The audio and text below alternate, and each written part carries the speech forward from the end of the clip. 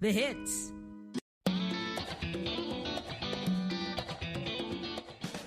Welcome to Learning English, a daily 30-minute program from the Voice of America. I'm Jonathan Evans. And I'm Ashley Thompson. This program is aimed at English learners, so we speak a little slower and we use words and phrases especially written for people learning English. Today on the program, you will hear from Alice Bryant and Brian Lynn. Later, we will present our American History series, The Making of a Nation. But first, here is Alice Bryant. Thick clouds of smoke from wildfires in the United States have exposed millions of people to harmful levels of pollution. The smoke is causing emergency room visits to jump and may have led to the death of thousands of older and sick people. That information comes from a study of pollution records by the Associated Press, or AP, news agency. The AP also spoke with doctors, health officials, and researchers about conditions on the U.S. West Coast. For at least one day, smoke from the wildfires topped concentration levels that the government says increase health risks. In recent weeks, the smoke has covered areas where more than 8 million people live, the news agency said. The state of Oregon has been hit especially hard by the wildfires. Last month, Oregon's major cities suffered the highest pollution they have ever recorded. Powerful winds worsened fires that had been burning in remote areas and sent them toward the city of Portland. Medical problems began while communities were still covered in smoke. It led to hundreds of additional hospital emergency room visits each day in Oregon, state health officials say. Barb Trout is a 64-year-old retiree who lives south of Portland in the Willamette Valley. The experience has been hard on her, she says. She was taken to the emergency room, or ER, 2 times after suffering severe asthmatic reactions. It is something that had never happened to her before. Trout had sheltered inside her home as soon as smoke rolled into the Willamette Valley early last month. But within days, she had an asthma attack that left her struggling for air and landed her in the ER. 2 weeks later, smoke from fires in California moved into the valley. That is when she had what she thinks was a near-death experience. It hit me quick and hard, more so than the first one. I wasn't hardly even breathing, Trout told the AP. After getting treatment, she was sent home. But the chance of a third attack worries her, so she and her husband put in a warning system. With it, she can press a button to call for help. Martin Johnson is Trout's doctor and a heart specialist. He lives in nearby Salem, Oregon. Johnson says people with existing breathing conditions started showing up at his hospital or calling his office right after the smoke arrived. Many were struggling to breathe. The Salem area had 8 days of pollution at dangerous levels during a short period. These are some of the worst conditions the West has seen over the past 20 years, the AP study found. Most of Johnson's patients are expected to recover, but some could have permanent loss of lung function, he said. Then there are the hidden victims. These are people who Johnson suspects died from heart attacks or other problems resulting from the poor air quality. But their causes of death are being listed as something else. Stanford University researchers say up to 3,000 people in California, all over the age of 65, died earlier than expected after exposure to smoke for 6 weeks last summer. Their findings are based on earlier studies of pollution-related deaths and the number of people exposed to recent wildfires. Hundreds more deaths could have happened in Washington state over weeks of bad air from the fires, say University of Washington researchers. The findings for both states have not been reported in scientific publications. No such estimate was available for Oregon.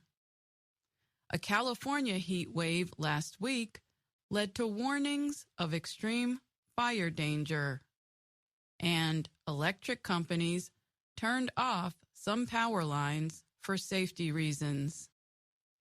Wildfires happen each year in western states, but over the years they have gotten more intense and dangerous as a changing climate dries out forests and other plant life.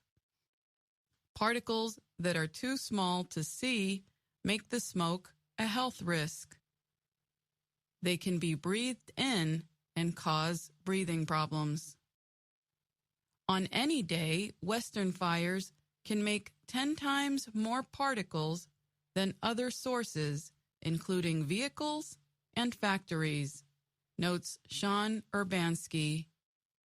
He is a smoke scientist with the U.S. Forest Service. Fires across the West released more than 1 million tons of the particles in 2012, 2015, and 2017, and almost as much in 2018. That year, a wildfire in Paradise, California, killed 85 people and burned 14,000 houses. It created thick smoke that covered parts of Northern California for weeks. This year, a combination of weather events made the smoke especially bad. Smoke particles enter the lungs, get down deep, and irritate the lining, said University of Montana professor Aaron Landguth. They may also get into your blood, she said. We're seeing the effects. I'm Alice Bryant.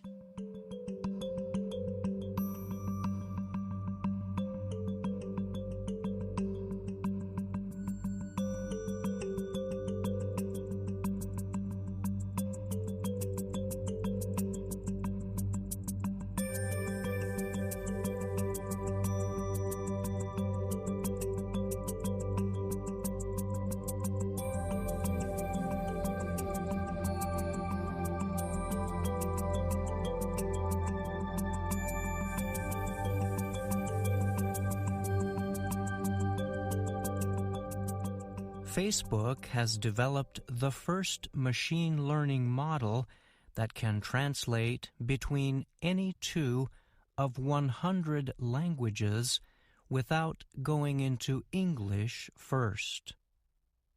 Facebook says the new multilingual machine translation model was created to help its more than 2 billion users worldwide. The company is still testing the translation system, which it calls M2M100, and hopes to add it to different products in the future. The social media service says it has made the system open source, meaning its computer code will be freely available for others to copy or change. Angela Fan, a research assistant at Facebook, explained the new machine translation model this week on one of the company's websites. She said its development represented a milestone in progress after years of foundational work in machine translation. Fan said the model produces better results than other machine learning systems that depend on English to help in the translation process. The other systems use it as an intermediate step, like a bridge, to translate between two non-English languages. One example would be a translation from Chinese to French.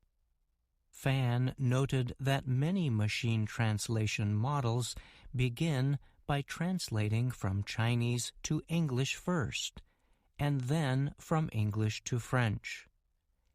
This is done because English training data is the most widely available, she said. But such a method can lead to mistakes in translation.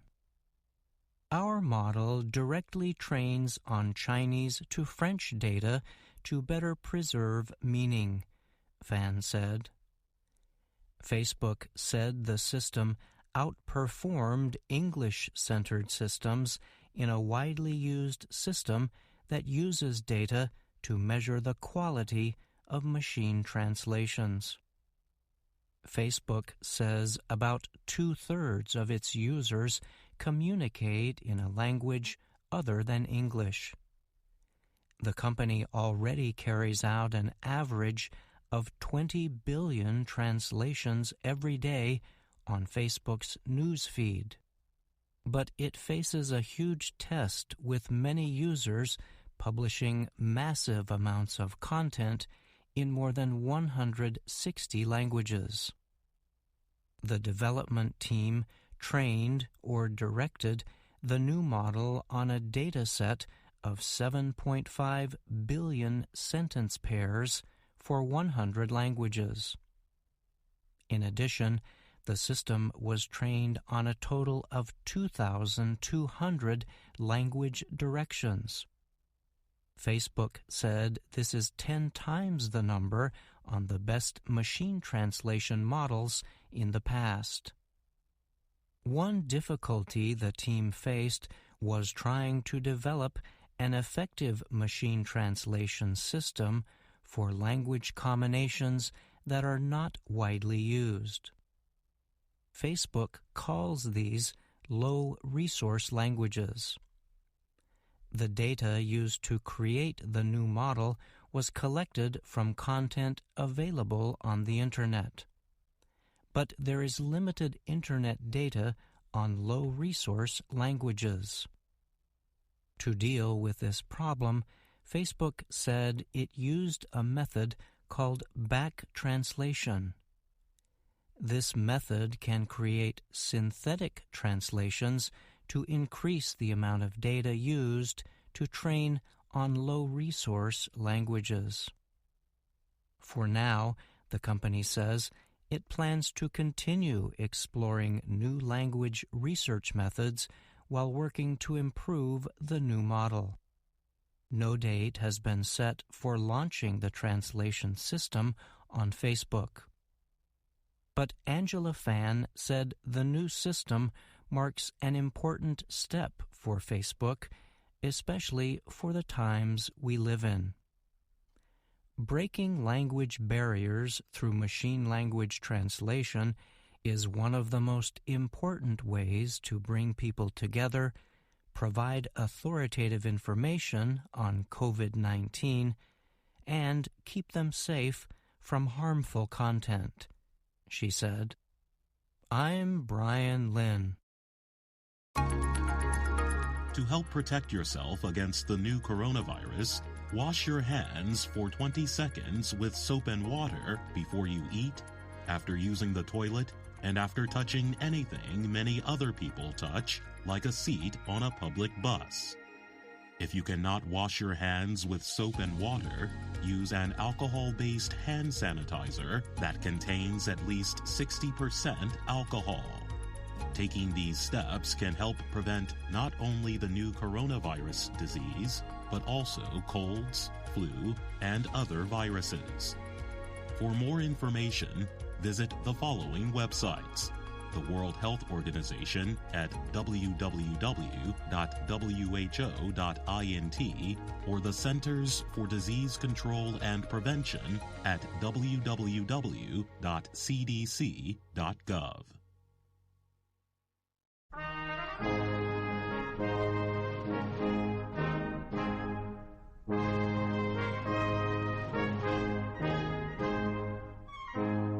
Welcome to The Making of a Nation, American History in VOA Special English. As we reported in our last program, slavery supporters failed to push through Congress a bill to make Kansas a slave state. Congress instead let the people of Kansas vote on the statehood constitution, written by pro-slavery men. The people rejected the Constitution, and slavery supporters gave up the fight for Kansas. Here are Steve Ember and Bob Doty to continue the story.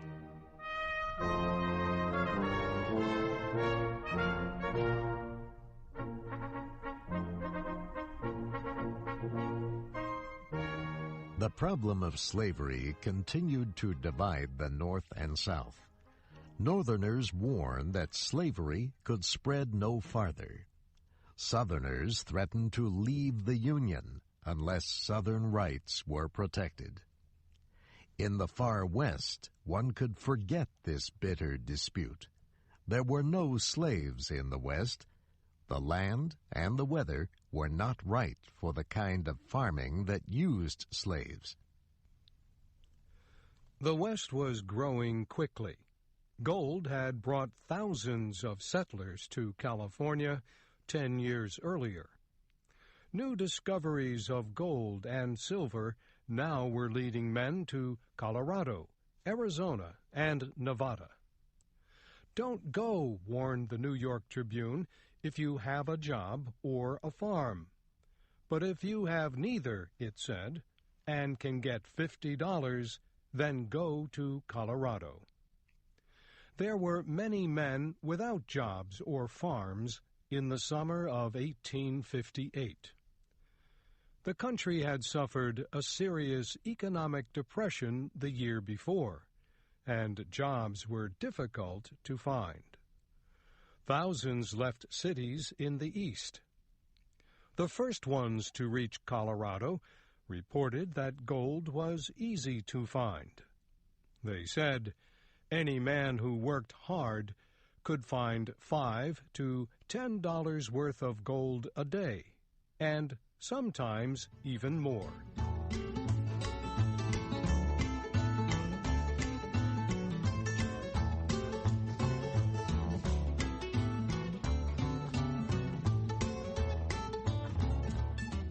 The thousands who rushed to Colorado soon found that there was not as much gold as expected.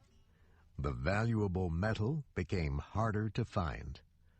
No longer could it be washed from the bottoms of mountain streams. Men had to dig into the mountains of rock to get it. Huge digging machines and crushers were needed to get the gold from the rock. These machines were expensive. Few men had enough money to buy them. Some of the miners organized companies. They borrowed money from Eastern banks or sold shares of their companies. In a few years, almost all of the gold from Colorado came from the mining companies. Many of those who went west to search for gold stayed to become farmers or storekeepers. Others moved farther west to find gold in Nevada or California. Some cleared the ground of trees and cut them into wood for houses. Such timber from the forests of Oregon and Washington was sold in California and Mexico, even in China and Hawaii. A few men recognized the need for transportation across the nation. Engineers planned 4 railroads, but northern and southern leaders could not agree on which one to build first. Until a railroad could be built, supplies were carried west in wagons, pulled by horses or oxen.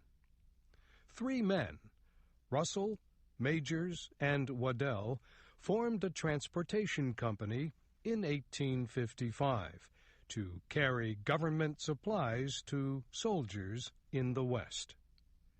They started with 500 wagons. 3 years later, the company had 3,500 wagons and 40,000 oxen. Getting letters to and from the West was not easy in the 1850s. Ships brought mail to San Francisco 2 times a month. And once each month, mail would arrive in California after a slow trip by wagon from St. Louis, Missouri. The federal government decided to send mail overland 2 times a week to California. It gave the job of carrying the letters to a new company, the Overland Mail Company. The mail was carried by train or boat to St. Louis. Then it was put on Overland Company stage coaches, light wagons pulled by 4 or 6 horses. The company was told to take the mail along a 4,000-kilometer southern route through Arkansas, Texas, New Mexico, and Arizona. The mail arrived in Los Angeles 24 days after it left St. Louis.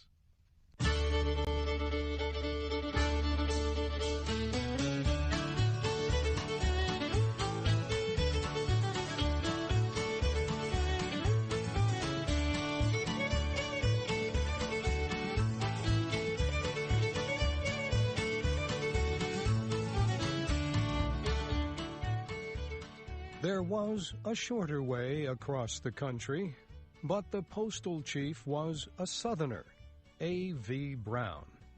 He believed stagecoach travel might lead the way for a railroad, and he wanted a southern railroad to California.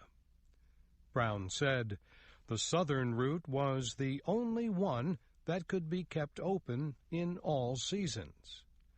He said the other routes would be closed by snow in winter. The overland stagecoaches were large enough to carry 4 passengers, but not many people went to California in the coaches. The coaches never stopped for very long, only to change horses or drivers, and there were not many places to eat. Also, the trip was dangerous because of hostile Indians. The shortest distance between Missouri and California was across the central part of the country. The Russell, Majors, and Waddell Company decided to show that this central route could be used all year. It began a speedy mail service called the Pony Express. Letters were carried by riders on fast horses. Stations with fresh horses were built about 24 kilometers apart all along the way. A rider would change horses at each station until he had traveled 120 kilometers. Then he would give his letters to another rider. In this way, the letters would be carried between California and Missouri. The first letters sent by Pony Express from California took 10 days to reach Missouri. The Pony Express lasted only 18 months. It was no longer needed after a telegraph line was completed to San Francisco.